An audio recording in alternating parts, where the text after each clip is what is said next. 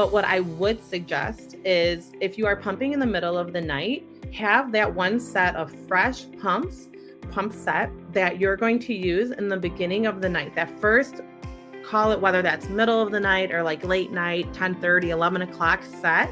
And then I personally have invested in mini fridges. And this is why I want to mention this, because it's not uncommon to get pushback saying that these mini fridges are in fact, they're not sufficient, that they're unsafe, that they're not cool enough. So I want to just drop in a reference here from the Academy of Breastfeeding Medicine, ABM protocol number 8. There is a bit of literature in there that suggests and tested that breast milk is safe at 59 degrees for 24 hours. And what I will say to this, because I personally tested it, I know that those mini fridges will get far below 59 degrees. So if you're like, I see people say that the mini fridges aren't satisfactory, that they're not safe, and I'm unsure whether or not I want to use that for my pump parts throughout the middle of the night. If we're talking middle of the night, we're talking like 10:30 to like 6, 7 in the morning. So we're talking a shorter amount of time when we're looking at the big picture of 24 hours.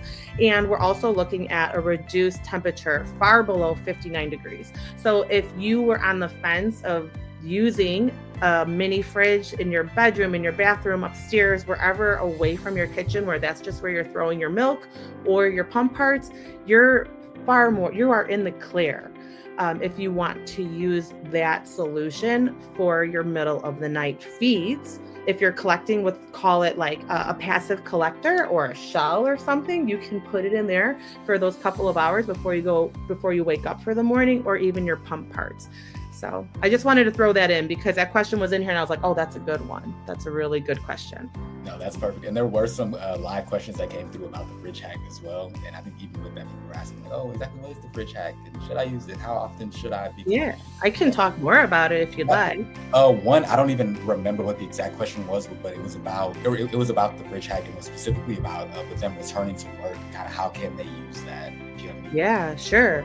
Okay, so I have a blog written about the fridge hack, alternatives to the fridge hack if you are on the fence and you're not sure that you want to use it. What I would say, if you're on the fence, take it slow.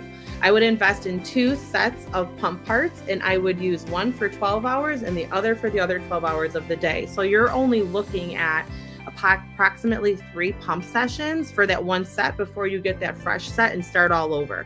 So that said, you're already alleviating a lot of concern. In my opinion, that's how I started using the fridge hack, just because I did question it. And what it is, the fridge hack is essentially refrigerating your pump parts between uses so you don't have to wash them and dry them and set them all up for the next pump session. And by doing that, you're putting in the refrigerator. The temperature is the idea is to help reduce any kind of bacterial growth or the speed of. And when you go back to work, the fridge hack really can be a lifesaver because we just don't have that much time, unfortunately, to get in there, to pump, disassemble, clean, and do the whole routine. So if you're working 8 to 10 hours in a daytime, you're pumping twice, you can start the day with a fresh, clean set, refrigerate it, and then pick it back up when it's time to pump again. And then hopefully by the time you're ready to pump or feed, you're already on your way home, and then you can navigate it from there.